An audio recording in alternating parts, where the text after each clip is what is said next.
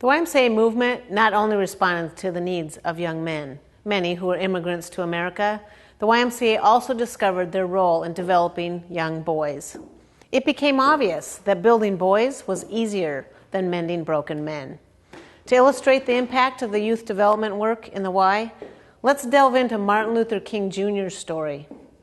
Martin Luther King Jr. grew up in the Y, and he used the Y as an advocate and a safe haven throughout the civil rights movement. Listen with me as we hear from Andrew Young, a critical civil rights leader and a friend of Dr. King. As a civil rights crusader, U.S. Congressman, Ambassador to the United Nations, and two-term Mayor of Atlanta, Andrew Young has helped shape modern American history. And the YMCA helped shape Andrew Young. The way we used to play football was just about as rough as anything I did. I mean, any beating I got in the civil rights movement. As a child growing up in New Orleans, Young spent much of his time at the Dryads YMCA. There were no playgrounds in his neighborhood, no public resources at all for young black children. When I went to the Y, it was like going to heaven. I learned to play table tennis, shoot pool, swim, play basketball, run, read, speak, almost everything, cuss, clown.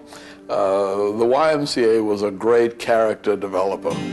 His experience was a common one, the product of an America where segregation created terrible racial inequalities, while at the same time nurturing a powerful sense of African-American community. But the Y, even though it was a segregated Y, inside the walls of that Y, all men were created equal. And you had to respect everybody. You got a chance to compete with everybody. Like Andrew Young, Martin Luther King Jr. and many other civil rights leaders spent their early years at black YMCAs and Y camps throughout the South. Ironically, these segregated Ys helped nurture the movement that would destroy legal segregation, transforming America and the Y itself in the process. A new philosophy was born of the Negro struggle. From its inception, the YMCA reflected the problems and paradoxes of race in America. Denied access to white institutions, black Americans were forced to create their own, including YMCAs. The first of these so-called colored Ys was established in 1853 by Anthony Bowen, a former slave in Washington, D.C. These very early YMCA efforts by African Americans, even the ones that emerged in the aftermath of the Civil War, some of those were very short-lived.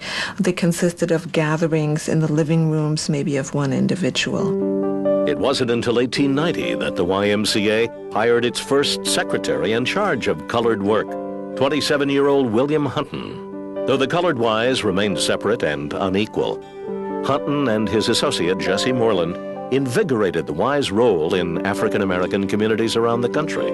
You could say anything in the Y. Speech was not censored in the Y. People could meet black and white together in the Y.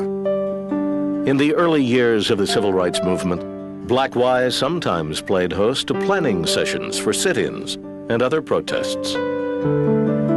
But as black churches took the lead in the fight against segregation, the black Ys faded into the background. The Y was sort of a hidden hand. The Y never made pronouncements. The Y didn't lead marches, but everybody who led the marches was trained in the Y. For Andrew Young and other black leaders, the Y remained a safe haven in a tumultuous era.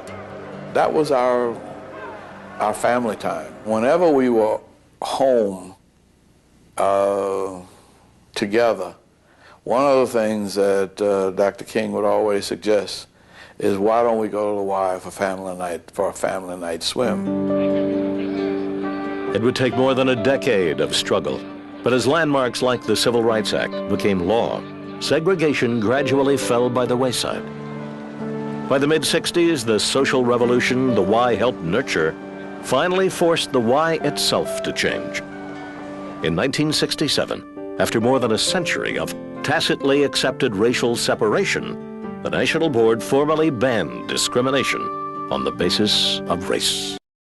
As one just witnessed, the YMCA profoundly influenced the development of our civil rights leaders. The Y has sought to build up youth of America generation after generation and continues to be the largest organization that develops youth worldwide. There are countless examples of youth being shaped, inspired, and challenged by the YMCA. Let me just name a few. We helped to launch Boy Scouts of America. Campfire Girls began in 1910 as a YMCA program. The first parent-child programming developed in 1926 with Indian guides, now known as adventure guides.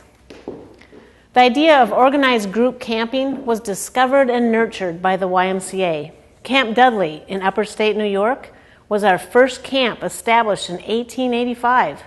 It, along with 264 other camps each year, still developed thousands of youth throughout the United States.